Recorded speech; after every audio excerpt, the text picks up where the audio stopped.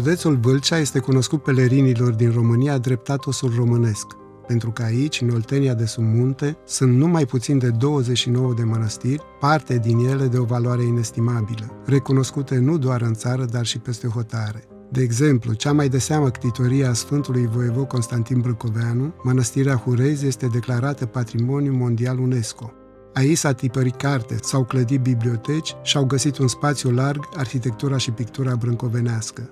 Pașii pelerinului vă invită să descoperim împreună această minunată parte a Olteniei.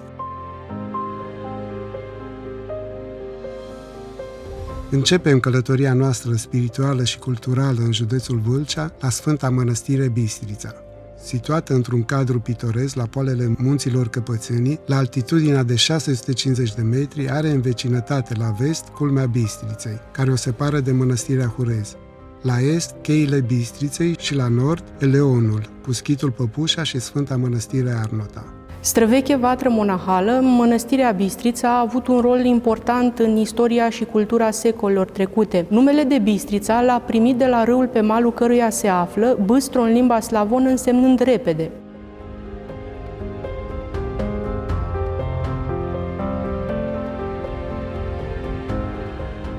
Ctitorii Mănăstirii Bistrița sunt renumiții frații craiovești, descendenți dintr-o veche familie boierească. Jupânii Barbu, Pârvu, Danciu și Radu au oferit Domnului și au întărit mai multe mănăstiri.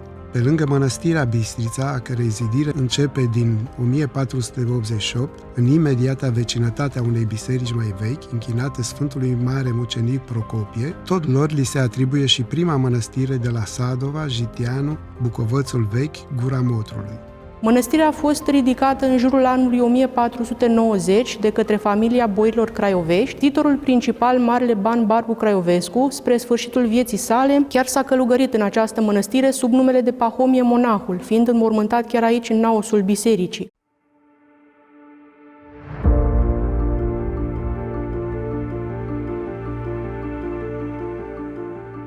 Barbu Craiovescu, zidind mănăstirea, a avut dorința ca pe lângă odoare și moșii să o înzestreze și cu sfinte moaște. Așa se face că moaștele Sfântului Cuvios Grigore de Capolitul au fost cumpărate și aduse în anul 1497 de la Constantinopol și veghează asupra acestei mănăstiri de peste 500 de ani.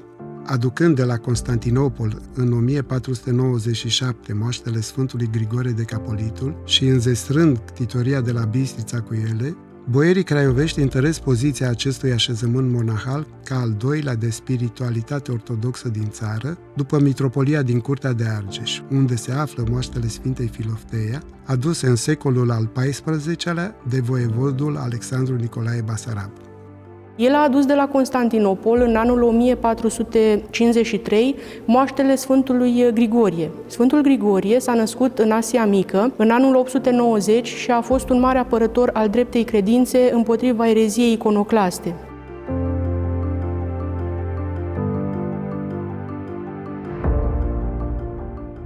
Pe timpul domniei lui Mihnea Vodă se ridică mare prigoană împotriva boierilor craiovești, fapt care se răsfrânge și asupra mănăstirii, fiind aproape în întregime distrusă. Această primă ctitorie a craioveștilor a fost puternic avariată în anul 1509, în urma unui conflict dintre domnitorul Mihnea cel Rău și familia craioveștilor, însă, sprijinit de Sfântul Neagoe Basarab, rudă de-a sa, Barbu Craiovescu reușește să refacă mănăstirea, pe care o termină în anul 1519.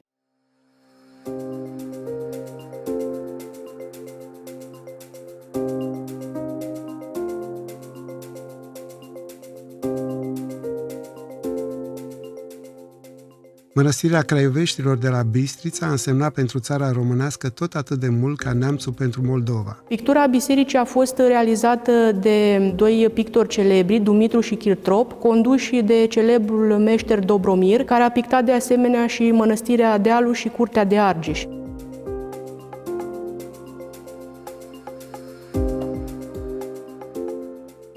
Mănăstirea Bistrița a avut cea mai importantă școală din țara românească în secolul al XVI-lea. De la această mănăstire provine cel mai vechi document în limba română, denumit Zapisul Egumenului Eftimie, datat în anul 1537.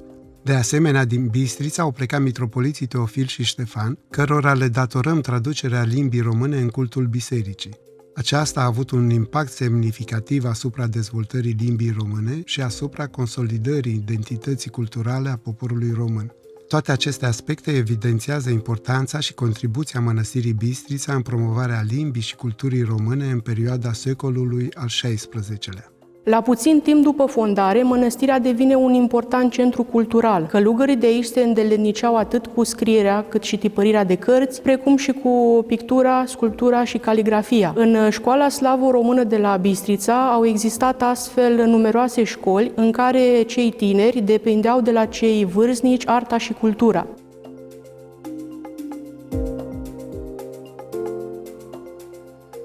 Familia Craioveștilor a știut să-l prețuiască pe eruditul, dar intransigentul patriarh Nifon al Constantinopolului, construind pas cu pas personalitatea celui ce avea să devină Sfântul Voievod Neagoe Basarab. Sfântul Neagoe Basarab, care ne-a lăsat monumentala operă de pedagogie creștină, Învățăturile lui Neagoe Basarab către fiul său Teodosie, s-a format el însuși la această școală slavonă din Bistrița.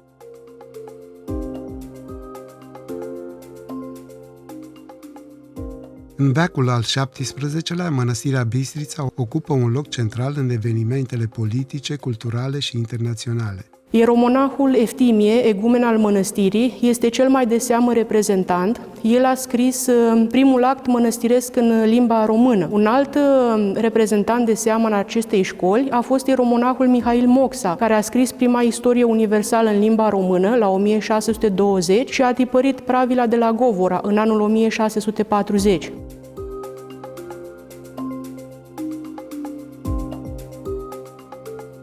Văzând ruinele la care ajunsese renumita ctitorie, domnitorul Gheorghe Bibescu hotărăște refacerea mănăstirii. Lucrările încep în anul 1846, constând în demolarea vechilor construcții și zidirea celor noi, și sunt terminate în 1855. Ctitoria Craioveștilor este puternic avariată în timpul Revoluției lui Tudor Vladimirescu de la 1821, iar cutremurul cel mare de la 1838 face ca întreg ansamblu să se degradeze și mai mult. Fapt ce îl determină pe domnitorul Gheorghe Bibescu, în anul 1946, să dărâme din temelii vechea biserică și să ridice alta pe locul celei vechi. Lucrările lui au fost întrerupte de Revoluția de la 1848 și continuate în 52 de Barbu Știrvei.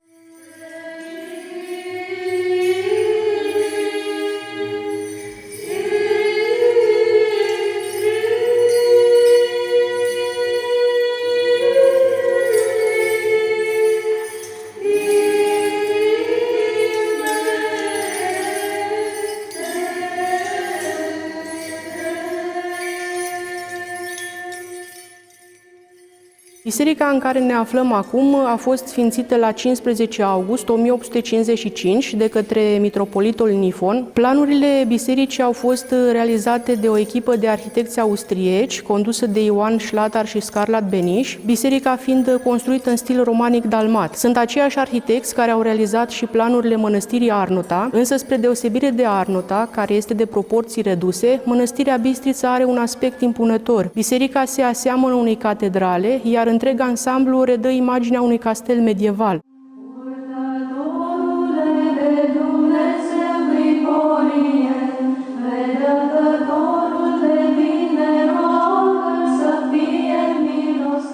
Biserica Mănăstirii Bistrița are o valoare neprețuită și datorită picturilor interioare făcute de maestrul penelului românesc Gheorghe Tatarescu în anul 1855. Interiorul bisericii păstrează pictura originală.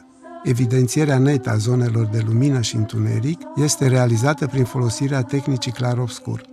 Pictura a fost realizată de Gheorghe Tatarescu în ulei, în registre mari, largi. Ce ne atrage atenția în mod deosebit la pictură este reprezentarea Sfântului Grigorie, pe care îl vedem aici în naos. Autorul a făcut în așa fel ca privirea Sfântului să ne urmărească de când intrăm în biserică și până la Sfântul Altar, un efect artistic deosebit prin care el a vrut să arate, ceea ce era și evident, că Sfântul Grigorie veghează asupra mănăstirii sale și asupra tuturor celor ce vin aici și cer ajutorul cu credință.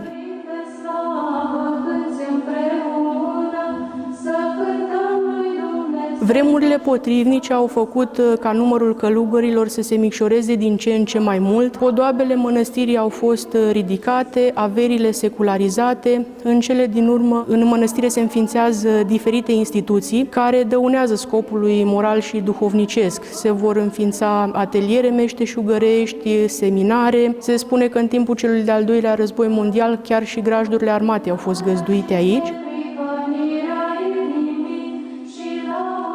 Prin hotărârea Sfântului Sinod din 24 mai 1948, Mănăstirea de Călugări Bistrița se transformă în Mănăstire de Maici. Aici, monahiile au activat timp de 11 ani, până în 1959, când mănăstirea a fost desființată împreună cu multe altele prin decretul 410. Din anul 1948, prin hotărârea Sfântului Sinod, devine Mănăstire de Maici, iar în anul 1959, prin decretul comunist, mănăstirea este închisă și maicile sunt izgonite.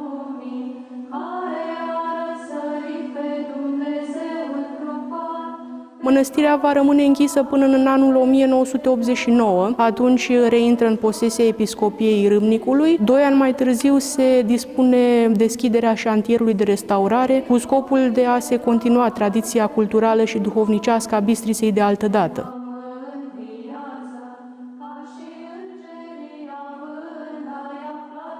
În apropierea mănăstirii se mai poate vizita Mănăstirea Arnuta, la 6 km mai sus, Schitul Păpușa, la aproximativ 1 km pe deal, peste râul Bistrița. Mai este peștera Sfântului Grigorie de Capolitul sau peștera Liliecilor, la 1 km de urcat pe munte, cheile Bistriței, care sunt cele mai înguste chei calcaroase de la noi din țară, unde se mai găsește în apropiere o peșteră numită Peștera Urșilor.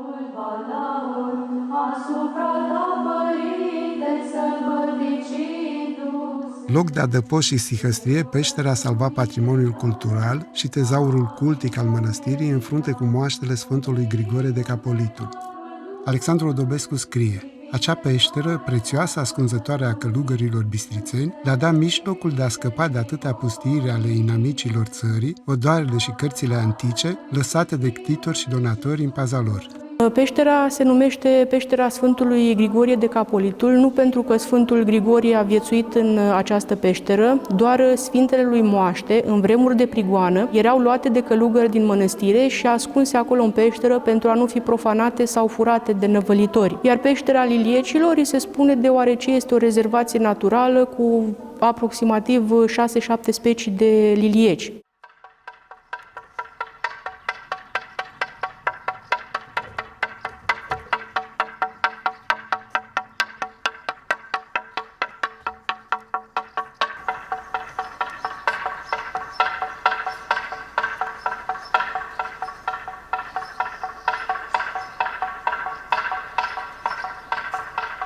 Acum în mănăstire suntem 50 de maici, slujbele se fac în fiecare zi, Sfânta Liturghie, vecernia și miezonoptica cu utrenia, noaptea. Avem o rânduială prin care se citește psaltirea neîncetat, din 2 în 2 ore se schimbă măicuțele și astfel biserica este deschisă zi și noapte, iar maicile citesc în continuu la psaltire. Pe lângă ascultările gospodărești de zi cu zi, facem cu rândul la bucătărie câte o săptămână, în echipe de câte 3-4 maici, la trapeză, iar pe lângă aceste ascultări, grădina, grajdul, avem și câteva ateliere de pictură, sculptură și broderie.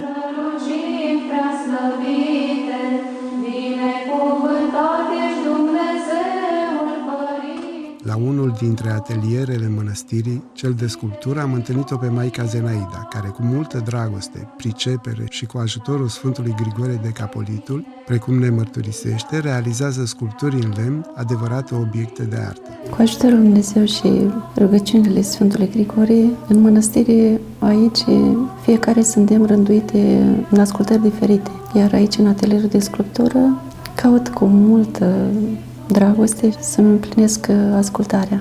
Crucile pe care le sculptez aici, în atelier, sunt din lemn de cireș, nu sunt inventatoare, le pun pe hârtie, le trasez, apoi le traforez tot eu cu ajutorul Lui Dumnezeu.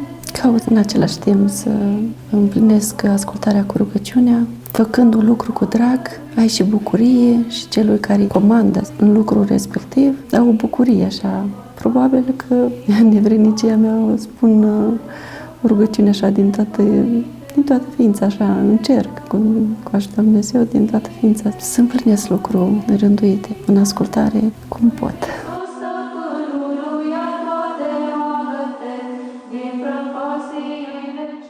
Monahia Zenaida ar fi vrut să învețe pictura, dar maica stareță a îndrumat-o spre sculptură și, deși nu avea cunoștință în acest domeniu, cu răbdare și tenacitate a învățat și a înțeles că avea acest dar, de care astăzi este foarte mulțumită și pe care îl folosește cu dragoste și rugăciune la realizarea lucrărilor sale.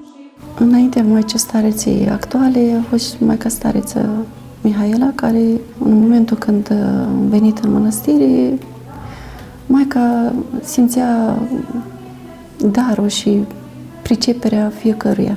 Și inițial eu mi-a plăcut pictura foarte mult. Și am insistat cumva să-mi dea voie să merg la pictură și a zis nu, tu poți la sculptură să o duci. Și am rămas la sculptură. La sculptură trebuie să ai o vedere în spațiu și nu puteam deloc să pricep.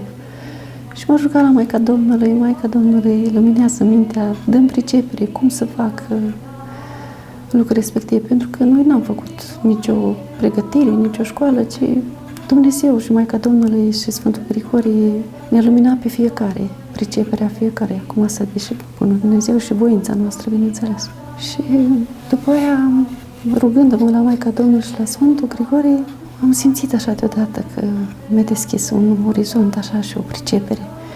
Și la traforaj, chiar cei care ne-au învățat s-au minunat așa de pricepere. Dar eu niciodată nu m-am gândit că eu sculptez, eu traforez, eu pun modelele, niciodată. Și atunci Dumnezeu mi-a sădit mai mult, că văd așa că tot ce lucrez îmi iese ceva mai plăcut așa.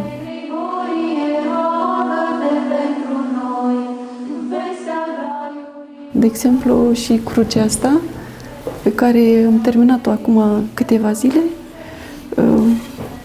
și eu m-am minunat așa cum a ieșit. Mai îmbin ceva cu petricele, e bine că cei care mai vor comandă cer să le pun petricele și mă străduiesc așa să fie plăcut.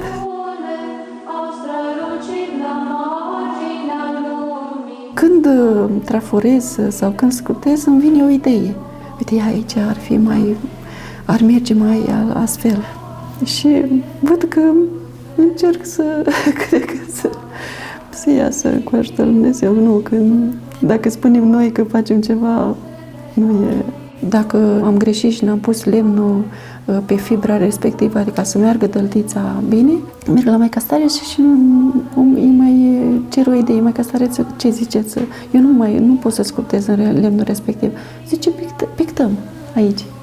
Și punem foiță de aur și pictăm pe Mântuitorul. Și iese mult mai frumos, mult mai plăcut. Și mai punem un postament, tot traforat și cu ajutorul Dumnezeu iese frumos. Bine că se pot face lucruri mult mai plăcute, dar totul să-ți placă. Eu așa am observat. Orice lucru, dacă faci cu drag și la bucătărie sau unde te afli, maicile simt dragostea respectivă și pui suflet. Când pui suflet, totul ți iese frumos și plăcut și folositor.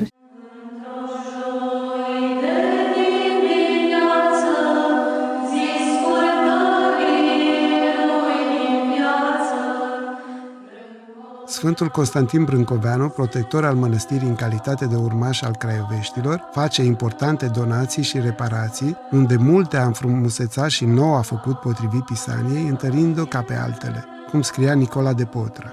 Importante donații și reparații face mănăstirii și Sfântul Constantin Brâncoveanu, printre care menționăm cele două sfeșnice și Policandru cel Mare, ornat cu ouă de struț, lucrat la Viena, precum și clopotul cel mare din Clopotniță, care cântărește 800 de kilograme. Catapeteazma a fost lucrată la Viena în lemn de tei aurit. În ediția următoare vom vorbi despre moaștele și minunile Sfântului Grigorie de Capolitul, vom vizita atelierul de pictură, vom intra în paraclisul Sfântului Nicolae și vom urca la Schitul Păpușa, acest mic și gingaș monument agățat pe o stâncă la gura defileului apei Bistrița.